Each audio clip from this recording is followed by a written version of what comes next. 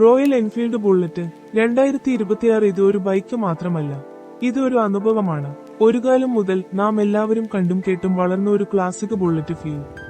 പക്ഷേ ഒരു ചോദ്യമുണ്ട്, ഈ പുതിയ ബുള്ളറ്റ് പഴയ ബുള്ളറ്റിന്റെ ആത്മാവ് നിലനിർത്തിയിട്ടുണ്ടോ, അല്ലെങ്കിൽ വെറും പേരാണോ?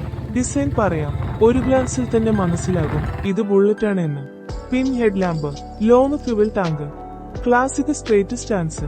പഴയ ബുള്ളറ്റ് പ്രേമികൾക്ക് വിഷ്വലായി ഇത് നിരാശാജനകമല്ല. Old school look, modern finishing ഒപ്പം. ഇപ്പോൾ എഞ്ചിനിലേക്ക് വരാം.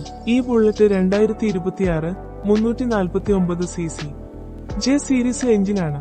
എഞ്ചിൻ സ്മൂത്ത് ആണ്, റിഫൈൻഡ് ആണ്, വൈബ്രേഷനുകൾ വളരെ കുറവാണ്. പഴയ ബുള്ളറ്റിന്റെ ഹെവി ഡഗ് ഡഗ് ശബ്ദം ഇതിൽ കുറച്ചാണ്. പക്ഷേ ഡെയിലി റൈഡിങ്ങിന് ഇത് വളരെ കംഫർട്ടബിൾ ആണ്. സീറ്റ് റൈഡിംഗിൽ സ്മൂത്ത്, ലോങ് റൈഡിൽ ക്ഷീണം കുറവ്. റൈഡ് ക്വാളിറ്റി പറയാം, ഇത് ബുള്ളറ്റിന്റെ ശക്തിയാണ്. റോഡ് കണ്ടീഷൻ എന്തായാലും ബൈക്ക് സ്റ്റേബിളായി മുന്നേറും. സസ്പെൻസ് സോഫ്റ്റ് സൈഡിലാണ്. പോത്തോൾസ്, റഫ് റോഡുകൾ എല്ലാം എളുപ്പത്തിൽ കൈകാര്യം ചെയ്യും. ഡെയിലി യൂസിനും ലോങ് റൈഡിനും ഇത് പെർഫെക്റ്റ് ആണ്. മൈലേജ് ലിറ്ററിന് ഏകദേശം 35 മുതൽ 38 വരെ കിലോമീറ്റർ പ്രതീക്ഷിക്കുക. നിങ്ങളുടെ റൈഡിംഗ് ശൈലി അനുസരിച്ച് മൈലേജ് വ്യത്യാസപ്പെടും. ഇതാ ഒരു പ്രധാന കാര്യം, ഈ ബുള്ളറ്റ് 2026 വേഗത ഇഷ്ടപ്പെടുന്നവർക്കുള്ള ബൈക്കല്ല. ഇതൊരു റേസിംഗ് ബൈക്കല്ല, ഇതൊരു ആക്രമണാത്മക പ്രകടന ബൈക്കല്ല. ഇത് സ്ലോ റൈഡിംഗ് ആണ്. ശാന്തമായ ക്രൂയിസിംഗ്, ശാന്തമായ അനുഭവം. ബുള്ളറ്റ് ഒരു വിശ്രമയാത്രയ്ക്ക് അനുയോജ്യമാണ്.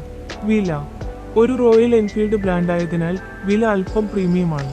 പക്ഷേ നിർമ്മാണ നിലവാരം, സുഖം, റോഡ് സാന്നിധ്യം, ബ്രാൻഡ് മൂല്യം എല്ലാം കണക്കിലെടുക്കുമ്പോൾ വില ന്യായമാണ്. അന്തിമ വിധി, നിങ്ങൾക്ക് നൊസ്റ്റാൾജിയ, ഒരു ക്ലാസിക് ലുക്ക്, സുഖകരമായ യാത്ര എന്നിവ വേണമെങ്കിൽ റോയൽ എൻഫീൽഡ് ബുള്ളറ്റ് 2026 ഒരു നല്ല തിരഞ്ഞെടുപ്പാണ്. എന്നാൽ നിങ്ങൾക്ക് വേഗത, സ്പോർട്ടി പ്രകടനം, ആക്രമണാത്മകമായ റൈഡിംഗ് അനുഭവം എന്നിവ വേണമെങ്കിൽ ഇത് ഒഴിവാക്കുന്നതാണ് നല്ലത്.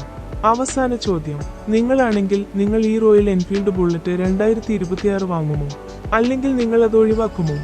അഭിപ്രായങ്ങളിൽ നിങ്ങളുടെ അഭിപ്രായം ഞങ്ങളോട് പറയുക.